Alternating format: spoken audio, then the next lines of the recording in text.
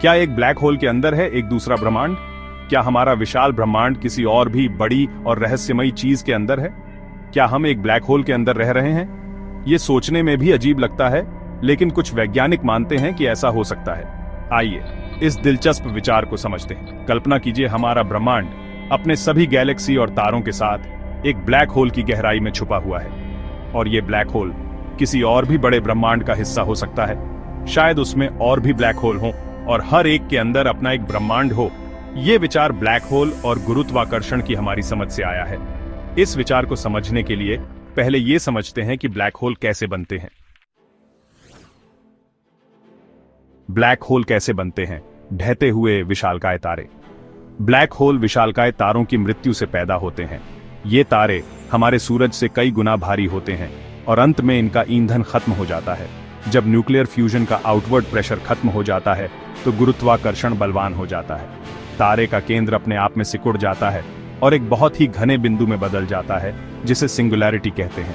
ये सिंगुलैरिटी इतना घना होता है कि इसका गुरुत्वाकर्षण स्पेस टाइम के फैब्रिक को मोड़ देता है और एक ऐसा क्षेत्र बनाता है जहां से कुछ भी नहीं, यहां तक कि प्रकाश भी बच नहीं सकता। इस क्षेत्र को हम ब्लैक होल कहते हैं। ब्लैक होल की यात्रा जहां भौतिकी के नियम टूट जाते हैं। इवेंट होराइजन के पार क्या है? ब्लैक होल के जिस पॉइंट ऑफ नो रिटर्न से कुछ भी वापस नहीं आ सकता, ये एक रहस्य है। भौतिकी की हमारी वर्तमान समझ सिंगुलैरिटी पर काम नहीं करती। कुछ सिद्धांत बताते हैं कि ब्लैक होल के अंदर का गुरुत्वाकर्षण बल हर चीज को एक अनंत छोटे बिंदु में कुचल सकता है और उसमें गिरी हुई चीजों की सारी जानकारी मिटा सकता है। लेकिन कुछ दूसरे सिद्धांत कहते हैं कि सिंगुलैरिटी दूसरे ब्रह्मांडों या आयामों का द्वार हो सकता है। क्या हमारा ब्रह्मांड किसी और के अंधेरे से पैदा हुआ? 2014 में एक रिसर्च पेपर में कहा गया कि हमारा ब्रह्मांड किसी दूसरे ब्रह्मांड के ब्लैक होल से पैदा हुआ होगा। इस सिद्धांत के अनुसार बिग बैंग, जिससे हमारा ब्रह्मांड बना, वो हर चीज की शुरुआत नहीं थी, बल्कि एक पिछली स्थिति से बदलाव था।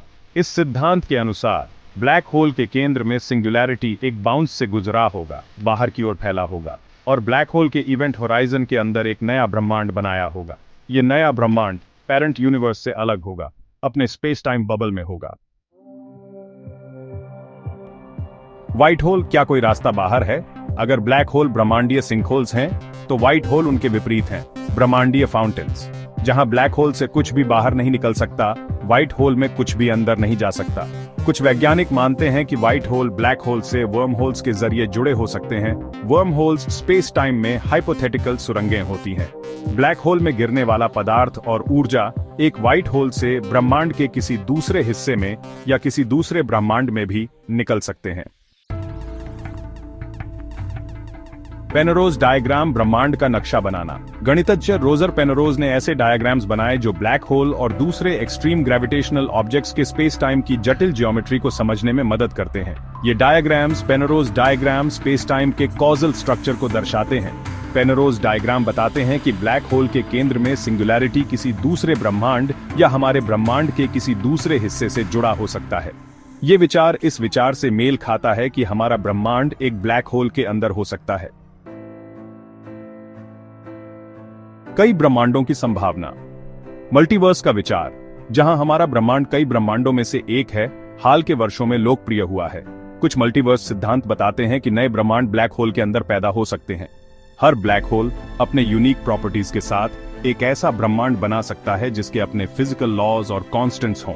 इससे ब्रह्मांड की विशालता और विविधता को समझाया जा सकता है, जहां हमारे ब्रह्मांड के साथ साथ अनगिनत ब्रह्मांड मौजूद हैं।